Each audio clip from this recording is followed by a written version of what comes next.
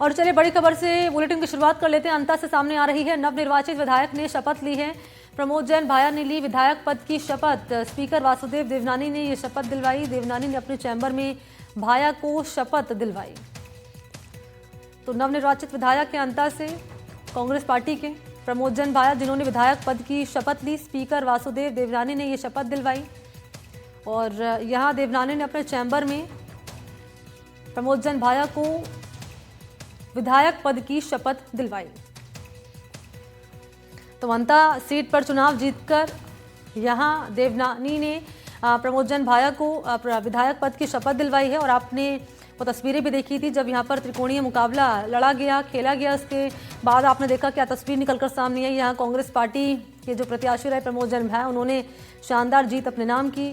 विधायक के तौर पर अब उन्होंने शपथ ली है। स्पीकर वासुदेव देवनानी ने यहां प्रमोद जैन भाया को विधायक पद की शपथ दिलवाई।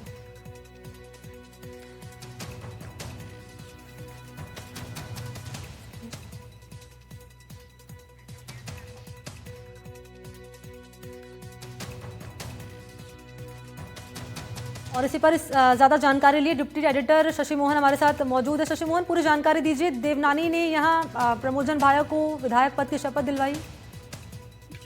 देखिए, जो भी नवनिर्वाचित विधायक होते हैं उनकी पद की शपथ होती है। आमतौर पर जब विधानसभा चल रही होती है तो ये शपथ सदन में होती है, लेकिन अभी विधानसभा ऑर्डर में नहीं है और विधानसभा का सत्र नहीं चल रहा है। लिहाजा विधानसभा अध्यक्ष वासुदेव देवनानी के पास जैसे ही निर्वाचन की सूचना आई, उन्होंने शपथ के लिए उनको आमंत्रित किया। आज का दिन मुकर्रर हुआ। विधानसभा अध्यक्ष के चैम्बर में प्रमोद जैन भाया ने शपथ ली है और पद की शपथ उन्होंने नेता प्रतिपक्ष टीकाराम जूली के साथ में जो रोहित बोरा हैं पार्टी के विधायक, अशोक चांदना जो उनके चुनाव में प्रभारी के रूप में रहे वो रहे, उपनेता रामकेश मीणा मौजूद रहे, विधायक अमीन काजी मौजूद रहे।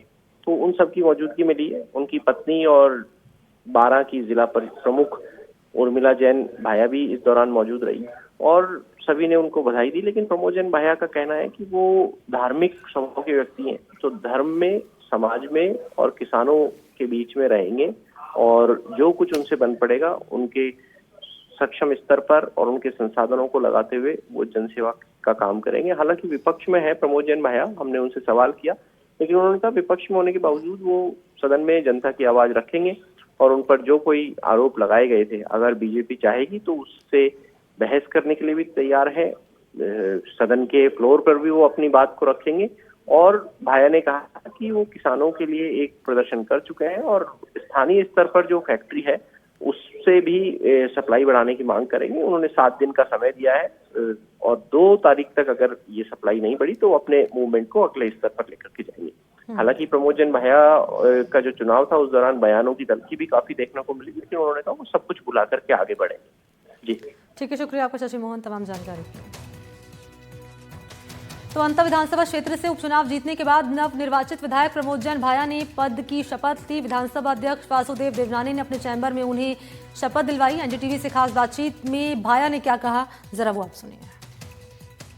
हमारे साथ हैं नवनिर्वाचित विधायक प्रमोद जैन भाया, उनसे बात करते हैं। प्रमोद जी, पद की शपथ ले ली, लेकिन अब जनता के लिए क्या खास काम करेंगे? क्योंकि 2 साल, आज से ठीक 2 साल पहले विधानसभा चुनाव के लिए मतदान हुआ था और आज ही का दिन है जब आप शपथ ली।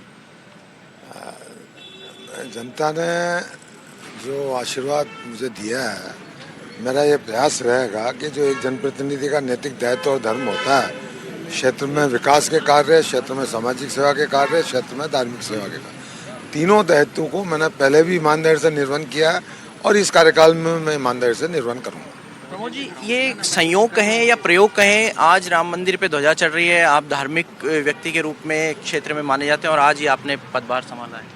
मैं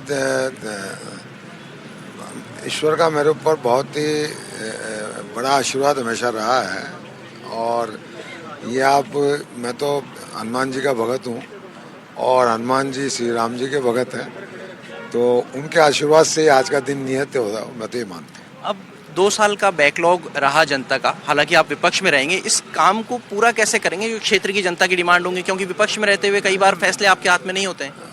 यहाँ मेरी राजनीतिक जीवन में बैकलॉग का कोई काम ही नहीं है।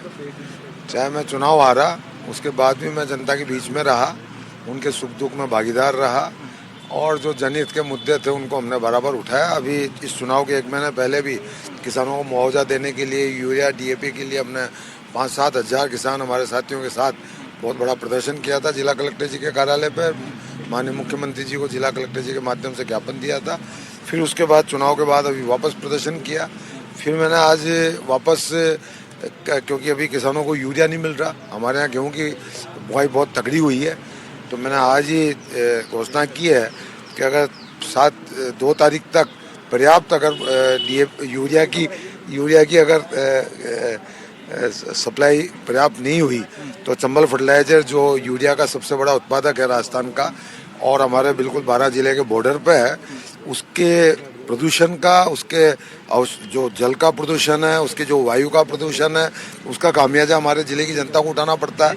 और उसके बावजूद हमारे किसानों को अगर यूरिया नहीं मिल रहा है तो ये हम सबके लिए एक सोच का विषय है। इसलिए अगर 2 तारीख तक पर्याप्त यूरिया का सप्लाई नहीं होती है तो 2 तारीख को चंबल फर्टिलाइजर पे मैं मेरे साथियों के साथ धरना दूंगा। प्रमोद जैन भाया और उनका परिवार आज भी अपनी जीत का श्रेय जनता को और ईश्वर को दे रहे हैं। साथ ही वो ये भी कह रहे हैं भाया रे भाया, जनता को भाया और इसीलिए वापस विधानसभा आया। कैमरा पर्सन सुशील के साथ शशि मोहन। हमारे साथ है नेता प्रतिपक्ष टीकाराम जूली, उनसे बात करते हैं। टीकाराम जी, आज आपके हरावल दस्ते में एक और विधायक जुड़ गया है, किस रूप में देखा जाए? आगे आने वाले सत्र की तैयारियां क्या खास रही? देखिए, 1 और 1 11 होते हैं और भाया जी बहुत अनुभवी विधायक रहे हैं, मंत्री रहे हैं, पार्टी के सीनियर पदाधिकारी रहे हैं। उनके आने से निश्चित तौर पर मजबूती मिलेगी और जो जनता की समस्याएं हैं, जनता के मुद्दे हैं, जनता के इश्यूज हैं, वो हम मजबूती से यहाँ पे उठा पाएंगे। लेकिन विधानसभा का जो उपचुनाव हुआ उस दौरान कई तरह के आरोप प्रत्यारोप भी लगे। कैसे इनको भुला करके आगे बढ़ेंगे? हालांकि सामना उसी पक्ष से करना पड़ेगा, सत्ता पक्ष से। इनकी आदत है आरोप लगाने की। आज सत्ता वाले लोग आरोप लगाएं ये समझ में नहीं आता। उनके पास तो पूरी मशीनरी है, वो जांच ही करके बताए ना भाई। आरोप लगाना तो विपक्ष का काम है, ये तो बताएं जांच करके। पुलिस इनकी, ईडी इनकी, इनकम टैक्स इनका, CBI इनकी, सारी चीजें तो है ही, लोगों को तंग करते तो है ही ना। तो फिर ये आप क्यों नहीं करते हो? तो आप इसको करके आप बता सकते हो। लेकिन मौजूदा राज्य में जो उपचुनाव हुए उसमें अब अंत में आपको जीत मिली। हालांकि पिछली बार जो उपचुनाव हुए थे उसमें भी हमारी जीत, उसमें कुछ हमारे निर्णय ऐसे थे जिनके परफॉर्मेंस कमजोर थी। लेकिन पिछली बार कोई नहीं, तो वो लोकसभा में हमारी परफॉर्मेंस अच्छी थी, उसमें भी तो 11 मोरिये बुलाए इनके। लेकिन मोरिये बुलाने वाले PCC चीफ नहीं आ रहे हैं, आज भी विधानसभा नहीं आ पाए। वो सीकर होने की वजह से नहीं आ पाए। विधानसभा आएंगे वो। SIR को लेकर के क्या भविष्य में आपकी तैयारियां हैं? क्या विधानसभा में भी आने की, इस मुद्दे को लाने की तैयारी है? देखिए, जिस हिसाब से ये इनका जो प्रकाशन होगा उसके बाद हम बताएंगे कि किस प्रकार से करते हैं। जो गड़बड़ी ये कर रहे हैं, जैसी दूसरी जगह पे इन्होंने की है जो सुनने मारी, अगर ये यहाँ भी करेंगे तो हम विधानसभा में उठाएंगे। हमारी जानकारी में ये भी आया कि जालौर, सिरोही, मारवाड़ के कुछ ऐसे प्रवासी लोग जो दूसरे प्रदेशों में काम कर रहे हैं, वो अपनी ज़मीन से जुड़ाव रखना चाहते हैं, वो वोट तो यहीं देना चाहते हैं, लेकिन SIR के लिए वो नहीं आ पा रहे हैं। नहीं, तो वो ऑनलाइन करा सकते हैं। ऑनलाइन अपना फार्म भर के वो वोट करा सकते हैं। वोट एक ही जगह रहेगा, यहाँ रखें या वहाँ रखें।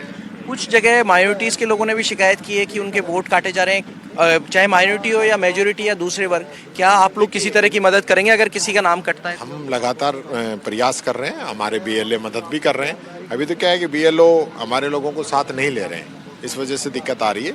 लेकिन जहाँ भी लोगों को जरूरत है, कांग्रेस का कार्यकर्ता उनके साथ खड़ा है।